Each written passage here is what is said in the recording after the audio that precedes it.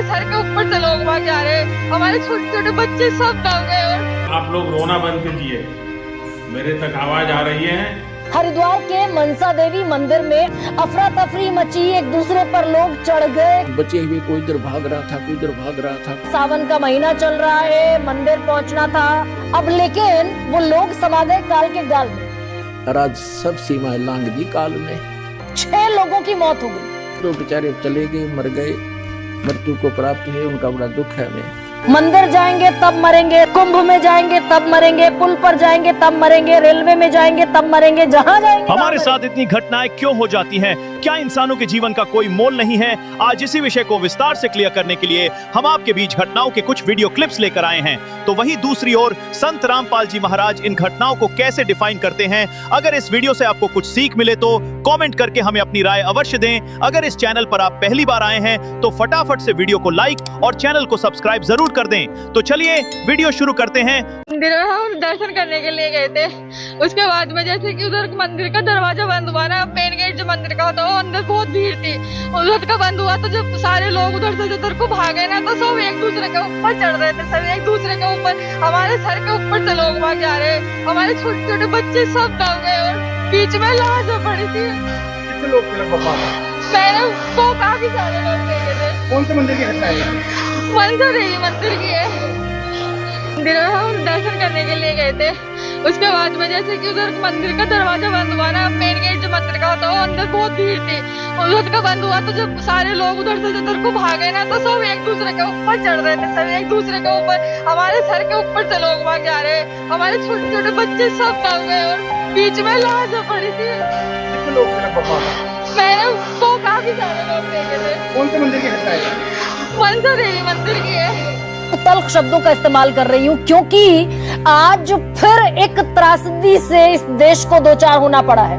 उन लोगों को जो मंदिर गए थे भगवान का आशीर्वाद लेने, सावन का महीना चल रहा है, मंदिर पहुंचना था, माँ के दर्शन करने थे, अब लेकिन वो लोग समा गए काल के गाल में। 6 लोगों की मौत हो गई। हरिद्वार के मनसा देवी मंदिर में आज भगदड़ मची। सुबह सवेरे सीढ़ियों पर अफरा तफरी मची, एक दूसरे पर लोग चढ़ गए, कुचले गए, चीख पुकार मची मदद के लिए। अब लेकिन मदद तो तब पहुंचती जब वहां इंतजाम होते, और ऐसे में 6 लोगों की मौत की खबर आई। अभी जब मैं आपके सामने बैठी हूं, 6 लोगों की मौत की खबर है, 29 लोग जख्मी हैं, जिनमें से 5 की हालत बेहद खराब है। माफ कीजिए, हाँ, 5 की हालत बेहद खराब है। अब बताया ये गया कि भीड़ बहुत ज्यादा थी, इंतजाम कम थे, जगह बहुत कम थी, और भीड़ इतनी पहुंच गई सावन महीना होने के चलते जिसे संभाला नहीं जा सका। ये तस्वीरें कुछ मैं आपको दिखाऊंगी, और आज पूरे सिस्टम की दरअसल पोल खोल भी है कि क्या हम, जब मैं बात करती हूँ 1979 की, 1979 की, तो मोरबी में हादसा हुआ था गुजरात के, और इंदिरा गांधी जब वहां पहुंची थी तो मुंह पर रुमाल रखना पड़ा था, इतने शव जो हैं सड़ गए थे। गिनीज बुक ऑफ रिकॉर्ड्स में मोरबी का वो हादसा दर्ज हुआ।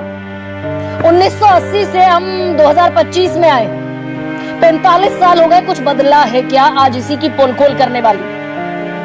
उत्तराखंड के मुख्यमंत्री पुष्कर सिंह धामी कह रहे हैं कि बड़ा दर्दनाक हादसा है, हृदय विदारक है, और मजिस्ट्रियल जांच के आदेश दे दिए गए हैं। बिल्कुल सही बात है भाई, अगर लोग कुचलकर मर जाएं एक दूसरे के ऊपर तो हृदय विदारक तो होगा, लाशें भी नहीं देख सकते आप, आंखें आपको बंद करनी पड़ेंगी।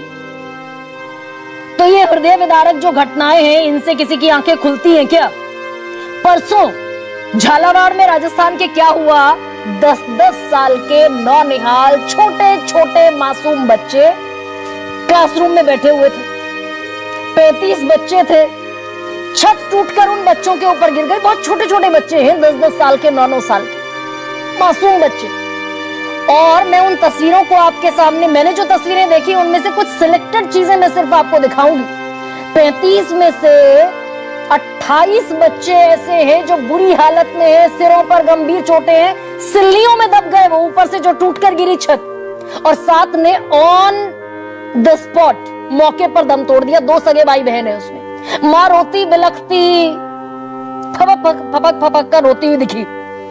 और भजनलाल शर्मा राजस्थान के जो मुख्यमंत्री है, उन्हें अगाध दुख पहुंचा, बड़ा आघात लगा, बेहद दर्दनाक घटना उन्होंने इसे करार दे दिया।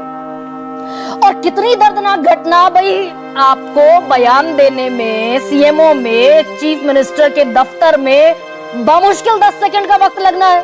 बड़ा आघात पहुंचा है, बड़ी दर्दनाक घटना है, हृदय विदारक घटना है, इतने लाख रुपए दे दिए जाएंगे, आगे नहीं होगा, अफसरों पर कार्रवाई होगी। ये एक रटा रटा डायलॉग है। और कितना आघात पहुंचा, ये मैं आपको तस्वीरें दिखाती हूँ। ये वो माएं हैं जो रो रही हैं। ये जो महिला है, इनके 2 बच्चे थे, दोनों मारे गए। हापुड़ के, वो उत्तर प्रदेश के हापुड़ में जिस स्कूल में, जिस क्लास में बच्चे बैठे हुए थे, वहां छत गिर गई। और झालावाड़ में तो गिरी ही, 7 बच्चे मरे। अगले दिन फिर नागौर में गिर गई। आज मध्य प्रदेश के शहडोल में गिर गई। और झालावाड़ के एक और स्कूल में आज भी छत गिर गई। अब एक बार खुद पर जरा लेकर देखिए इन तस्वीरों को।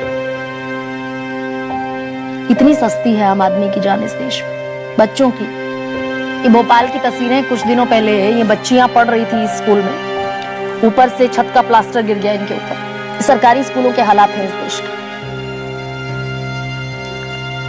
और राजस्थान की मैंने आपको बात बता दी। अब आती हूं मैं और घटनाओं पर। अभी कुछ दिन पहले गुजरात के वडोदरा में 9 जुलाई को 4 दशक पुराना एक पुल ढह गया। ट्रैफिक था पुल पर, लोग आ जा रहे थे और इतनी बुरी स्थिति वहां पैदा हुई कि जो ट्रैफिक चल रहा था, ये बीच से पुल ही टूट गया पूरा। और यहाँ पर क्या हुआ कि 21 लोग तो मारे गए। भाई, ये इन लोगों की जान की कोई हैसियत है, कोई कीमत है, कोई औकात है? मंदिर जाएंगे तब मरेंगे, सत्संग में जाएंगे तब मरेंगे, कुंभ में जाएंगे तब मरेंगे, पुल पर जाएंगे तब मरेंगे, रेलवे में जाएंगे तब मरेंगे, जहां जाएंगे वहां मरेंगे। दोस्तों, अभी आपने देखे ये सभी वीडियो क्लिप्स। आइए अब सुनते हैं संत रामपाल जी महाराज के आध्यात्मिक विचार। आज जो दास आपको समझाना चाहता है कि जैसे आज सबसे ताज़ा दुर्घटना और सबसे भयंकर आज तक की इन तीर्थ यात्रियों के लिए ये है कि केदारनाथ के दर्शनार्थ गए हुए इन बद्रीनाथ केदारनाथ के श्रद्धालुओं के ऊपर कितना कहर टूट गया, परिवार के परिवार नष्ट हो गए। इसलिए ये ज्ञान आज आपके समक्ष करना अनिवार्य हो गया और अब ये सबको स्वीकार्य होगा। दास बहुत वर्षों से देख रहा है, कोई अमरनाथ पर जाते हुए कभी 2000 कभी 1500 बर्फानी तूफान के अंदर बहुत से मरते सुने गए।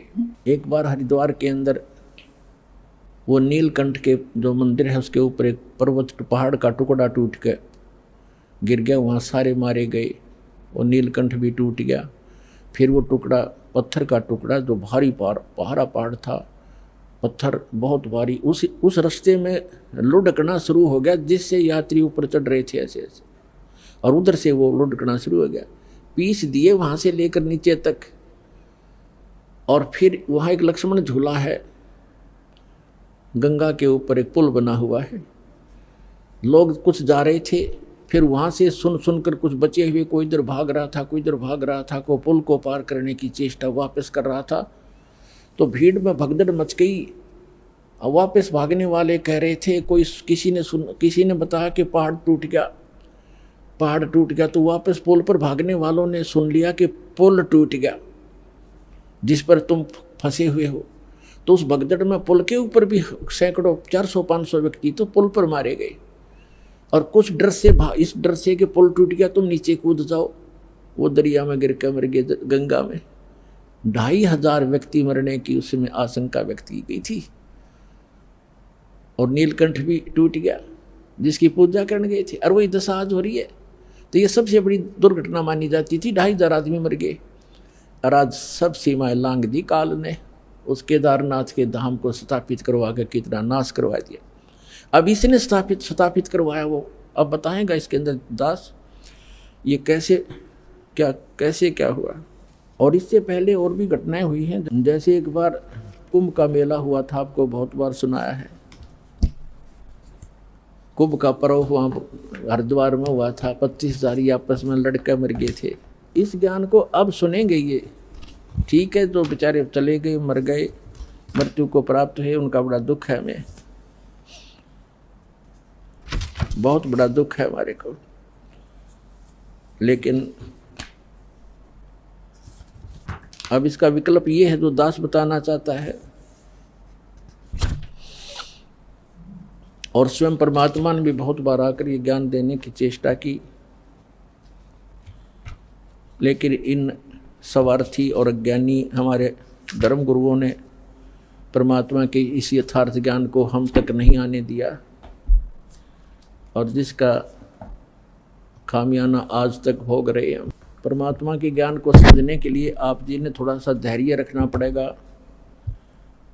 इस सच्चे ज्ञान को सुनकर कई बिदक जाते हैं। जैसे सन 2000 के अंदर 26 जनवरी भूकंप आया गुजरात के अंदर, जिन मकानों को, जिस प्रॉपर्टी को बनाते बनाते 2-2, 3-3 पीढ़ियां लगी, अंत में उन्हीं के नीचे दबकर मर गए, मृत्यु को प्राप्त हो गए, परिवार नष्ट हुए। What is this? ये क्या है? हम सोच भी लेते हैं, लेकिन हम इतने अभ्यस्त हो गए कि वो मर गए, दुख है, खेद है, बहुत बुरा हुआ, शेष बचे अपना उसी स्पीड से वही कर्म, वही क्रियाएं करें जो वो कर रहे थे। आप में क्या परिवर्तन आया? नहीं आ सकता, क्योंकि हम काल के खिलौने हैं, उसी के रिमोट से हम चल रहे थे। अब जब आप सतलोक आश्रम बरवाला जिला हिसार हरियाणा में आ जाओगे, फिर आपका रिमोट कबीर परमेश्वर जी के हाथ में आ जाएगा। फिर उस शरारती शक्ति काल की कुछ नहीं चलेगी यदि आप मर्यादा में रहोगे। परमात्मा कहते हैं, जब लग हंसा हमरी आना, और काल लगेगी तेरा बाना। बाना माने बाण, तीर। तेरा अचानक, कहते पग पग पर ये तक तक मारे, काल अचानक बाणा। पग पग पर, तक तक के अचानक बाण तीर मार देता है, किसी को दुर्घटना से, किसी को किसी रोग से, किसी को हार्ट अटैक से, कहीं भूकंप से। इसने उद्मस तारणते मतलब है, इसके रहम नहीं है, इसलिए इसने स्वयं भी स्वीकारा है गीता अध्याय नंबर 11 के श्लोक 32 में कि मैं काल हूं अर्जुन। अर्जुनों का मैं काल हूं, और फिर उसी को हम पूज रहे हैं। हमारे कर्म फूट गए, हमारी ज्ञान वाली आंखें खत्म हो चुकी थी। पुण्यात्माओं, जहां ये ऐसा जुल्म हो रहा है, आप कश्मीर में देख रहे हो क्या हाल हो गया। जिन कोठियों के चिपके बैठे थे, उनकी छात पर बैठकर जीवन रक्षा मांग रहे हैं, और उनको उठाकर बाहर निकाला जा रहा। झांकते भी उन कोठियों की तरफ, केवल अपनी जान दिखाई देती है, कहीं दो टूक मिल जाए। तो पुण्यात्मा इसे गंदे लोक में, इसको हम परमात्मा कह सकते हैं जहां हम रह रहे हैं। पीछे केदारनाथ के अंदर कितना नाश हो गया था, जगह जगह कैसा हाल हो जाता है। कोई दुर्घटना से मर जाता है, कहीं भूख मरी है, कहीं पर एक्सीडेंट हो गया, कोई कैंसर से पीड़ित है, कोई किसी कष्ट से दुखी है। जिस लोक में आप रह रहे हो, क्या परमात्मा का लोक हो सकता है? लेकिन यह भी परमात्मा प्रसिद्ध हो रहा है। अब इस गीता अध्याय नंबर 15 के श्लोक नंबर 17 में स्पष्ट कर दिया है कि उसको परमात्मा कहते हैं, परम आत्मा, श्रेष्ठ आत्मा। तो भगवान इसलिए कहा है कि वो परम आत्मा है, वो श्रेष्ठ आत्मा है। श्रेष्ठ आत्मा वो है, आत्मा है तो परमात्मा साकार है, हम भी आत्मा है, हम परमात्मा नहीं है, हम आत्मा है। और आत्मा भी मलिन आत्मा होगी, वो परमात्मा है, कंस्टेंट रहता है, उसमें कोई मलिनता कभी नहीं आती, इसलिए वो भगवान है, सर्वशक्तिमान है। तो हम परमात्मा का अर्थ है जो दुख ना दे, केवल सुख सुख देता है, उसको परमात्मा कहते हैं।